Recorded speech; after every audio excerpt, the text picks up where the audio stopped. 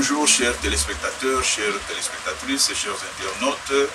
Nous revoici à notre rendez-vous habituel sur les coulisses RDC TV. Aujourd'hui, 26e rendez-vous, nous allons essayer de décortiquer un sujet d'actualité. Est du Congo, faut-il craindre le pourrissement de la situation? C'est la question que nous nous posons, que nous vous posons, et ensemble nous allons voir si réellement les craintes sont permises dans ce que nous nommons pourrissement de la situation à l'est de la République démocratique. Mais il faut rappeler d'abord que la chute de Goma le 30 janvier 2025, après 4 jours de violents affrontements, a été un camouflet, non seulement pour les FARDC, mais aussi pour les forces de la MONUSCO et les forces de la SAMI d'IRAESI. Aujourd'hui, nous ne parlerons pas de la SAMI d'IRAESI, nous allons parler plus de la MONUSCO et des FARDC. Mais c'était surtout l'échec de l'opération Springbok. L'opération Springbok, une opération concoctée par la MONUSCO et les FARDC, avait pour objectif de protéger la ville de Goma et de protéger la population civile.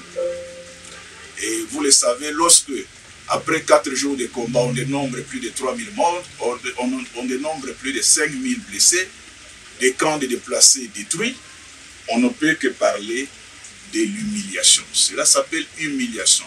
Donc la RDFM 23 AFC a humilié la MONUSCO et la République démocratique du Congo. Malheureusement pour la MONUSCO, ce n'est pas la première fois. L'on se souvient que le M23 a défié publiquement la MONUSCO, et je vais donner juste 2 ou 3 exemples. Le premier exemple, c'est la destruction de l'hélicoptère avec tous les passagers qui étaient dedans. Cette affaire est passée dans les pertes et profits, on n'en a plus parlé. La deuxième, c'est la soumission à un régime d'autorisation au M23 avant tout déplacement des contingents de la MONUSCO. C'est-à-dire que les contingents de la MONUSCO qui sont dans la ville de Goma ou qui sont à Kichanga, qui sont à Rutshuru, Kiwanja, ne peuvent se déplacer qu'avec une autorisation préalable du M23. Donc c'est une humiliation. Et la troisième humiliation, c'est le contingent indien a été chassé. Donc, l'échec de la MONUSCO en territoire congolais ou sur le sol congolais après plus de 20 ans a été constaté d'ailleurs dans une des réunions du Conseil de sécurité des Nations Unies. Je vais vous lire, chers téléspectateurs, chers internautes, ce que la représentante des États-Unis aux Nations Unies avait déclaré. Elle a dit ceci: le M23 commet des exactions à Goma. Si la MONUSCO ne peut pas exécuter son mandat de protéger les civils dans les zones contrôlées par le M23, le Conseil de sécurité doit envisager toutes les options, y compris une révision du mandat de la mission qui ne reflète plus l'environnement opérationnel. Donc, la représentante des Nations Unies, constatant l'échec de la MONUSCO sur le sol congolais, projette même la révision ou la redéfinition du mandat plus opérationnel de la mission des Nations Unies. Donc la chute de Goma a été non seulement un revers, mais surtout un effondrement d'un modèle d'intervention internationale qui a montré ses limites. Parce que lorsqu'on envoie 20 000 hommes au Congo, lorsqu'on fait plus de 20 ans et que la situation ne fait que s'empirer, naturellement, cela signifie qu'il faut revoir de fond en comble les missions opérationnelles des casques bleus. Et le Rwanda, qui est parmi les plus grands contributeurs de troupes, je pense que le Rwanda est le 4e contributeur de troupes des Nations Unies, a bien compris et a bien saisi cette défaillance des Nations Unies, cette défense de la MONUSCO pour narguer effectivement la mission qui est ici. Vous vous rappelez que le président Kagame ne cesse de dire que la MONUSCO ne vaut absolument rien. Le président Museveni appelle les casques bleus ou la MONUSCO des touristes. Donc tout cela sert effectivement à discréditer cette mission. Et donc à l'est de la République démocratique du Congo, nous pouvons affirmer que la MONUSCO nage entre accommodement et compromission. Tout c'est laxisme à l'égard du M23. Nous nous rappelons aussi la fameuse phrase qui était lapidaire, non kunda no job.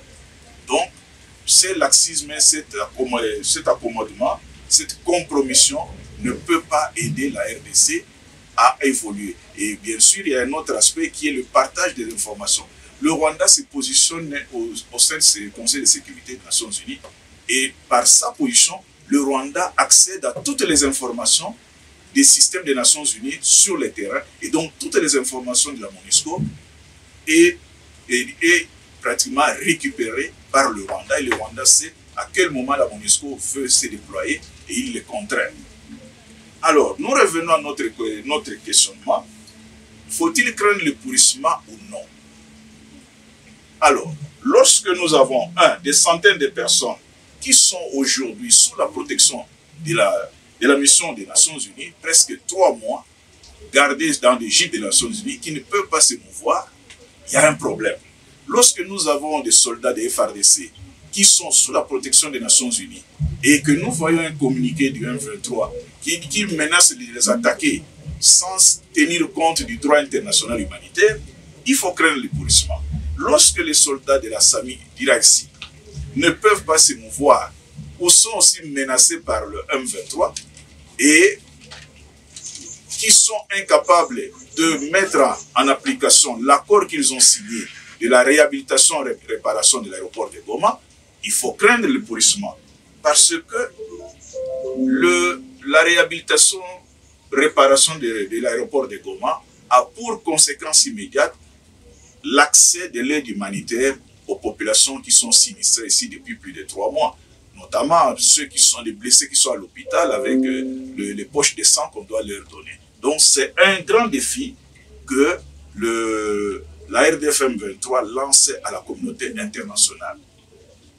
Conséquence, donc toutes les aides, comme je l'ai dit, toutes les aides humanitaires sont bloquées, ne peuvent pas arriver à Goma, Bukavu, parce que toutes les voies sont pratiquement bloquées et occupées par la MONUSCO, plutôt par le M23. Et la seule voie possible d'accès reste le Rwanda, qui est en conflit ouvert avec la République démocratique du Congo et avec tous ceux qui supportent ou qui appuient la République démocratique du Congo. Donc, le M23 avec son soutien ou son parrain défie toute la communauté internationale, comme l'a fait voir lors de la résolution et lors de la décision pour la résolution 2773 des Nations Unies. Et comme nous l'avons vu, le M23 arrive aussi à décréter des cessez-le-feu unilatéraux que lui-même viole. Le M23 appelle ça cessez-le-feu, le Rwanda appelle ça repositionnement. Nous verrons dans quelle mesure cessez-le-feu n'égale pas repositionnement, ou dans quelle mesure cessez-le-feu signifie, en d'autres termes, se reconstruire, se repositionner pour attaquer. Un cessez-le-feu repose sur 2 niveaux. Il y a d'abord le niveau politique. Le cessez-le-feu plutôt, il débouche sur une paix durable et sur la cessation des hostilités. Et pour que le cessez-le-feu au niveau politique débouche sur une paix durable, il doit être accompagné d'un désengagement. Or, le cessez-le-feu, souvent annoncé par l'AFC M23, n'est pas accompagné d'un désengagement. Donc le premier niveau de cessez-le-feu, c'est déboucher sur un accord de paix. Le deuxième niveau, qui est le niveau militaire stratégique, les protagonistes se préparent à reprendre la guerre. C'est-à-dire, ils annoncent officiellement un cessez-le-feu, mais en réalité, ça leur permet de reprendre la guerre. Et là, nous pouvons faire allusion à Jules César, qui était un des grands chefs romains, qui rappelait aux Romains et qui attirait leur attention en disant ceci sur le comportement des Germains. Les Germains, ce sont les actuels Allemands. Il disait, les Germains demandent la paix et en profitent pour attaquer. Donc, lorsque quelqu'un qui est sur le front et qui se sent en position de force, ou bien qui se sent mal positionné, il peut proclamer un cessez-le-feu unilatéral, mais ce cessez-le-feu lui permet effectivement de se recomposer, lui permet de se repositionner. C'est pourquoi, lorsque le M23 a parlé de cessez-le-feu autour à Walikale, le gouvernement rwandais a parlé de repositionnement des troupes. Alors, au regard de tout cela, nous pouvons nous poser une ou deux questions. Est-ce que les FARDC se préparent au niveau militaire du cessez-le-feu? C'est-à-dire que les troupes sur la ligne de front se préparent à une éventuelle reprise des combats. Est-ce que les FARDC se préparent à une contre-offensive? Ou bien les FARDC sont dans l'attentisme en disant « Nous observons Doha, qu'est-ce que Doha va donner comme résultat? Nous ne pouvons plus nous battre parce qu'il y a un cessez-le-feu qui n'est pas suivi d'un désengagement. » Donc, toutes ces questions-là nous permettent de dire au FARDC, de dire au gouvernement congolais qu'il faut respecter les deux niveaux, il faut comprendre les deux niveaux d'un cessez-le-feu.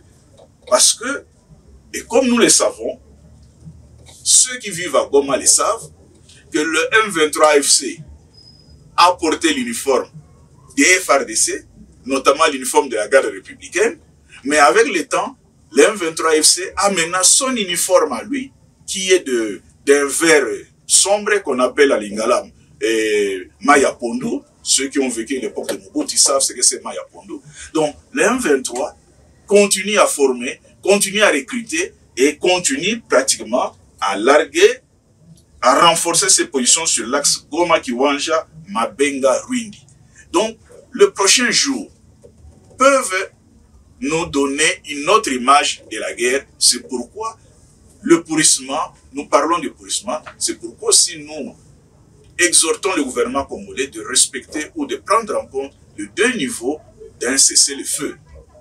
Et surtout, chers téléspectateurs, cette petite analyse, ce décortiquage voulait simplement dire que dans chaque guerre, la guerre qui est le prolongement de la politique par d'autres moyens, on peut s'attendre à tout. Donc rien n'est exclu que demain ou après-demain, que les affrontements reprennent. Parce que, comme disent un adage, les entrevues diplomatiques obéissent à la stratégie de la temporisation et du pourrissement. Est-ce que nous ne sommes pas plongés depuis près de 3 mois à une stratégie de la temporisation? Aujourd'hui, la SAMI directive doit partir. La MONUSCO est pratiquement comme un boxeur, le pied et les mains liées au dos, il ne peut pas répondre au coup. Est-ce que nous ne sommes pas dans une stratégie de la temporisation et du pourrissement?